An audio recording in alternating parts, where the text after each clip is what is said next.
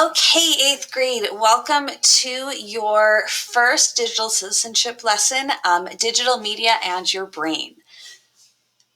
Periodically through this video, I'm going to ask you to pause. When I ask you to pause, that means you're going to go to your Nearpod and complete the activity to this point. Some of you may choose to just watch this whole video and then go back to your Nearpod and do it from start to finish. Maybe you want to go with me and pause when you want to pause. And some of you may get to this point and decide, you know what? I think I just want to try and do this on my own.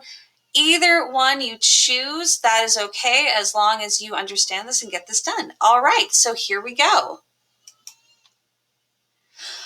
So everybody completed their quick write, hopefully at this point, and the essential question that you were answering was, how does digital media try to hook you, and what can you do about it?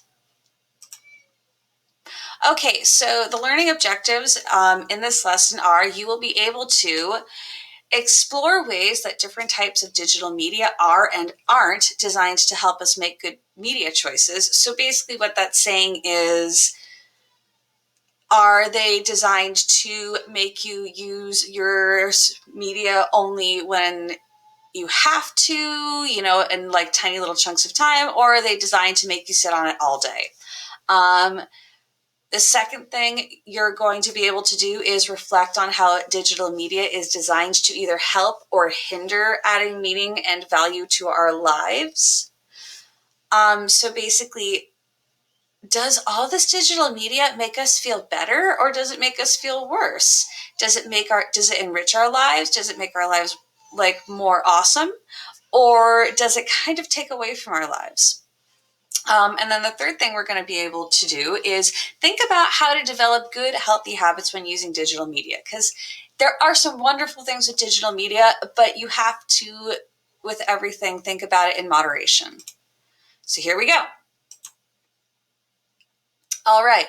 So the first activity you're going to do is, what do you think when you see this image? Discuss with a partner. You don't have a partner, sorry. And then write a caption for this image. So basically you're going to think about, what do I see when I look at this image? What do I think about? What does this make me, like, what comes to mind? Okay, so then you're going to use one of these writing tools to add a caption to this. And when you've done that, you're going to move on. So here's where you're going to pause and go do this activity. Okay, so if you have unpaused, we're going to move on. Okay, so here's another moment where you're going to pause. What are some things you like to do on your phone or other devices, and why? So you're going to add in here your thoughts. You can even add an image after you type in your thoughts. You're going to post it to this pegboard like before. So again, we're going to pause and go do that. Okay, if you are back, let's move on. Sorry about the baby in the background. Okay, so with our media habits, when we use media and devices, sometimes we have specific reasons for doing so. However, sometimes we don't have a reason or goal. We do them out of habit. What this is saying is, sometimes I use my Chromebook for amazing things like getting my work done, checking my student and teacher emails, making sure everything is taken care of. Sometimes I look at my phone just because I think, I should look at my phone. And there is absolutely no legitimate reason why I should be doing it. I think it is just a habit. So let's think about, what exactly is a habit? A habit is something we do automatically without thinking. It is something that just instinctively, I do it. We breathe. Well, no, we don't breathe out of habit. We breathe out of natural reflex. But the same thing with my phone. I know a ton of you instinctively look at your phone every once in a while just to, have it there.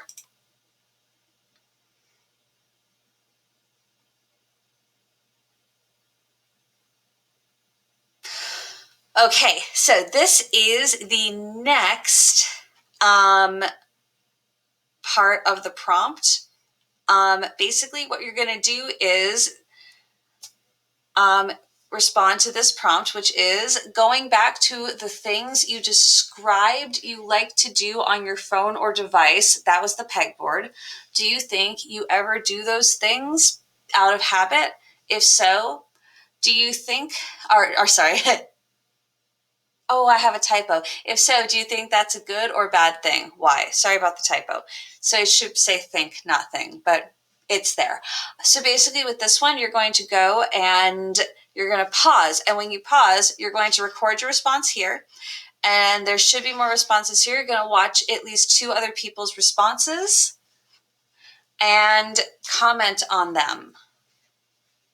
So please make your comments appropriate.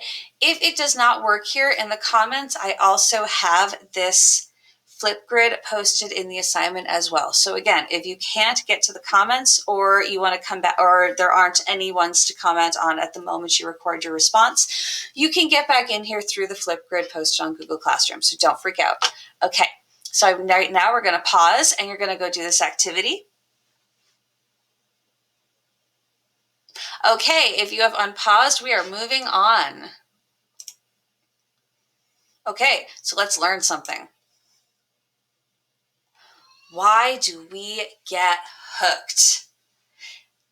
Okay, so using digital media can be fun and interesting. In fact, it's built to be that way.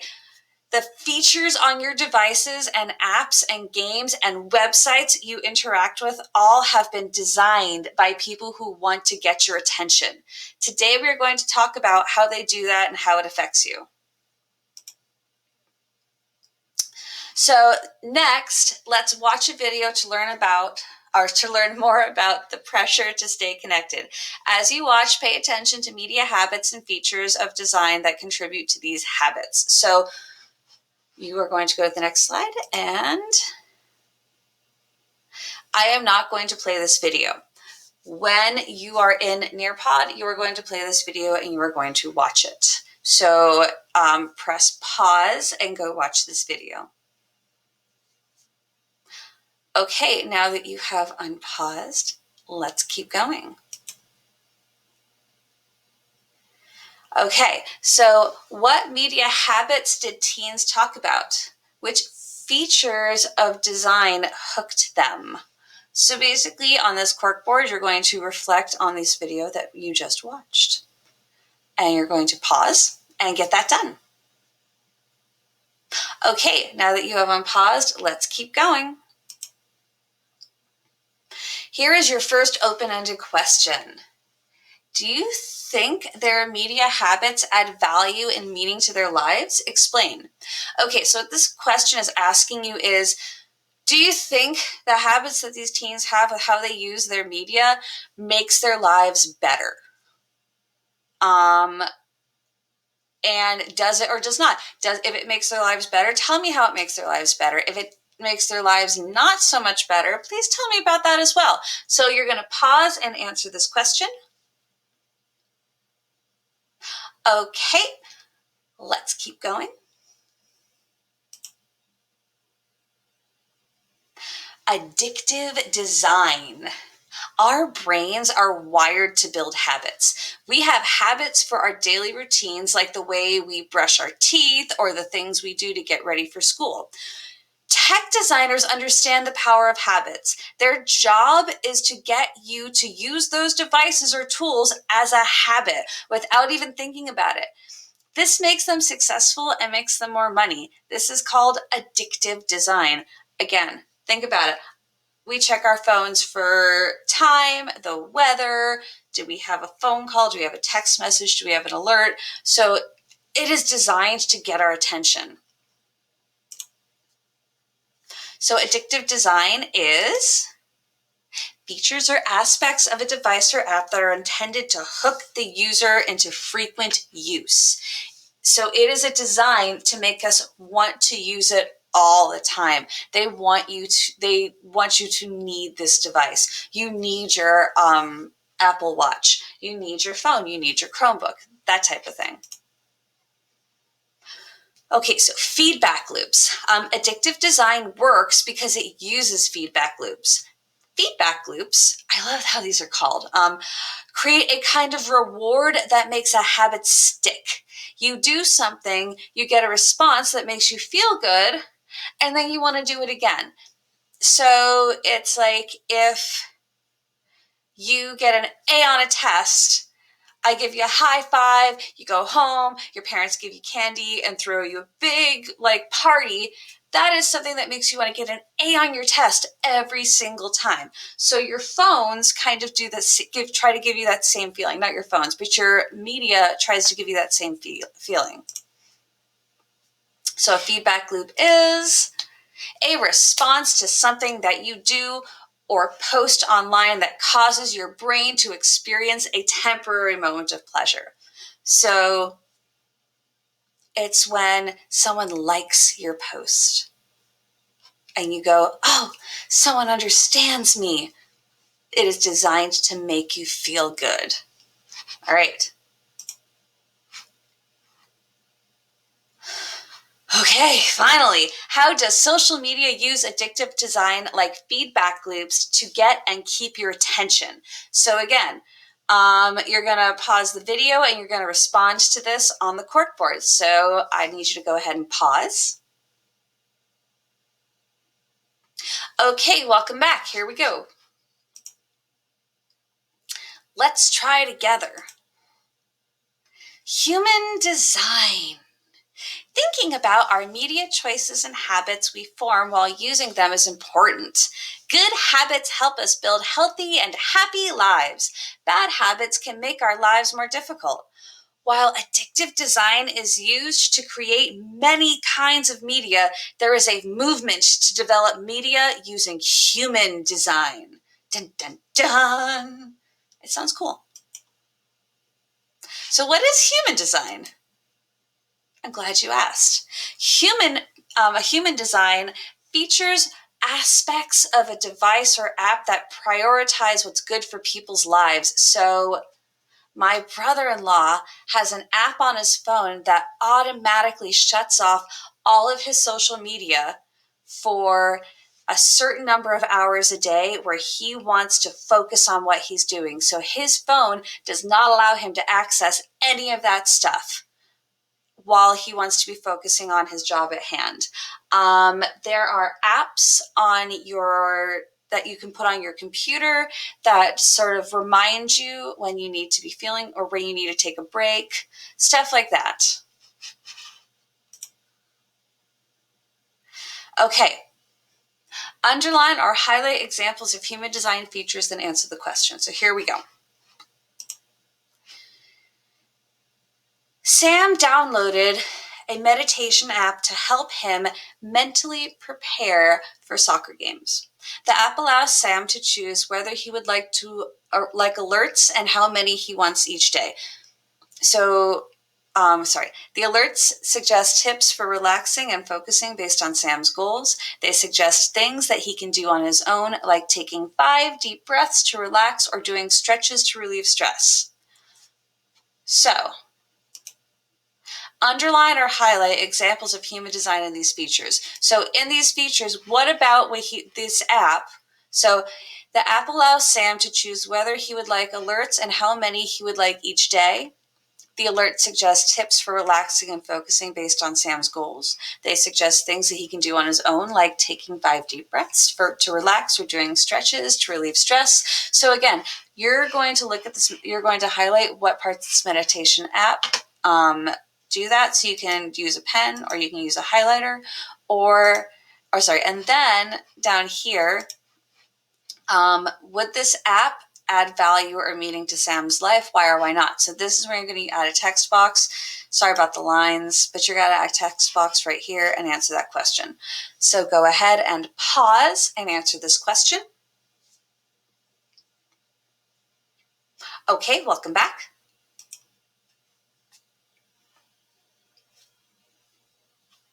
Okay, another one.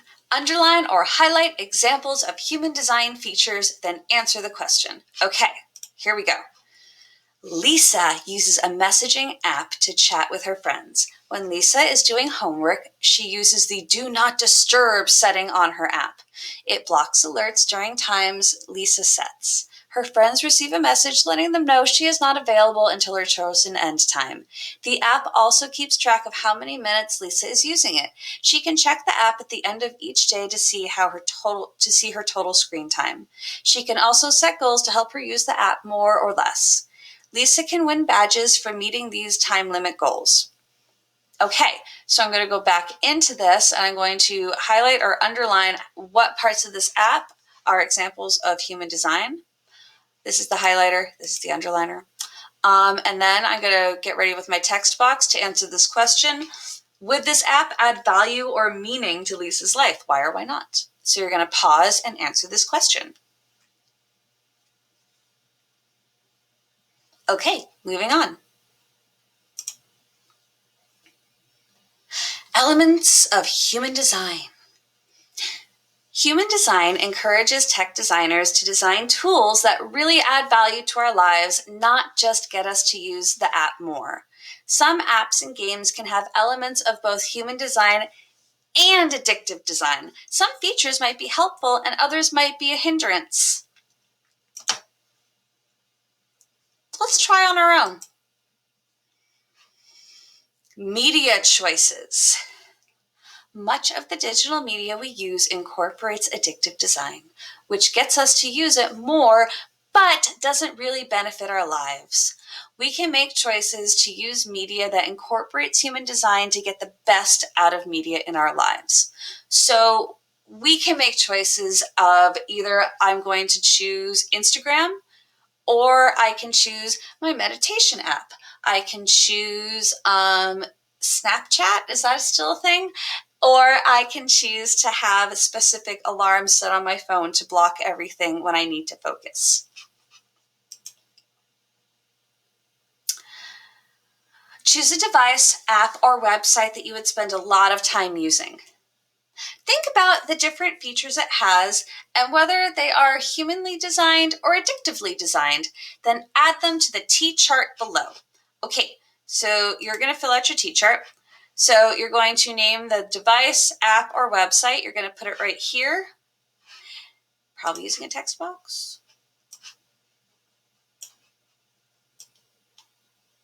By the way, that's how you use a text box. Or you can handwrite it. And then in here, you're going to do the ones that are good for human design and the ones that are good for addictive design. So please go ahead and pause and try this. Okay, welcome back.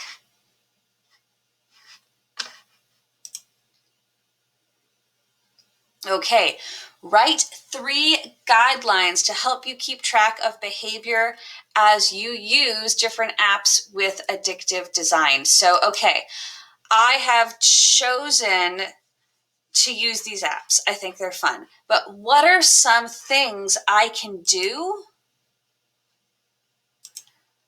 to make sure I'm not using it all the time? So how can I make sure I am not on Facebook for 6 hours a day accidentally? How can I make sure I do not play Fortnite for 2 days straight?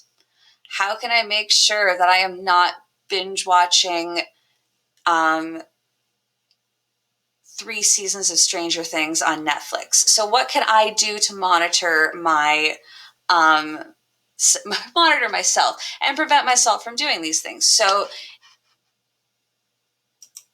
in here, you're probably most likely going to want to use a text box because they're easier and you can just type in them. All right, moving on. All right, so anyway, so please pause and get this done. Okay, sorry. Now we're going to move on. All right, so each one of these terms has a definition. So you're going to go through here and you're going to just pick up the card and drag it over to what you think the definition, what definition you think it goes with. And so pause and please do this activity. Okay, moving on. Okay, finally, you are going to take this quiz. So question number 1, read each app. So you're not going to pause till the end of this. I'm reading the questions out loud to you though, or you can pause if you need the questions read out loud. Read each app feature and select all of the ones that are examples of human design. So rewards increase as you play more, periodic alerts asking if you want to quit, suggested options for offline activities, penalties for leaving the app, autoplay, and countdown features. So which one of these are examples of human design? Which one of these are examples of making things better? And then your open-ended question is, give an example of an app, website, or game that uses addictive design. Describe 2 features of addictive design that it uses. Okay, so which one of the apps or websites that, or games that you use totally is designed to hook you? And then explain why. And at least 2 features of it. So pause and get that done. Okay, moving on. Open-ended question. Lynn wants to play an online game with her friends. She read the description of the game and knows it contains several features with addictive design, including rewards for completing levels as long game time with penalties for quitting early. So basically, this app is designed to make you want to keep going. You can play forever. It doesn't limit how long you play it, and if you decide to stop playing it, it actually penalizes you. She likes the game but doesn't want to get sucked in and skip her homework, which has happened before. Fortnite. Name 2 guidelines Lynn should set for herself before playing the game. So Lynn knows this game is going to suck her in. Lynn knows this game is something she wants to play. How is she going to set limits for herself, and how is she going to make sure that she doesn't not get or take care of her responsibilities? So pause and answer this question. Okay, welcome back. Okay, so let's reflect on what we've learned. All right, you're going to take a poll. How well do you understand how digital media tries to hook you, and what can you do about it? You can say very well. I totally get it, and I totally know what I'm going to do. Pretty well? Okay, it makes sense somewhat. I kind of get it, but I could probably go back and listen to this video again, or I have no idea what you were talking about. And that's not well at all. Hopefully you are not option D. So go and click that, and I will wait. Okay, welcome back. So let's find a balance in our digital lives. You can read through this, and these are activities and ways that you can really kind of take care of yourself. And this is actually a file you can download. And there is this web page, Common Sense Media Education, that you can click here and it'll take you to it. And that is going to tell you everything you need to know about keeping yourself safe. And you can read through this with your family and have a discussion about social media usage. So that is everything. Good luck with your Nearpod, and please, please, please email me if you have any questions, comments, concerns, freakouts, and or panic attacks.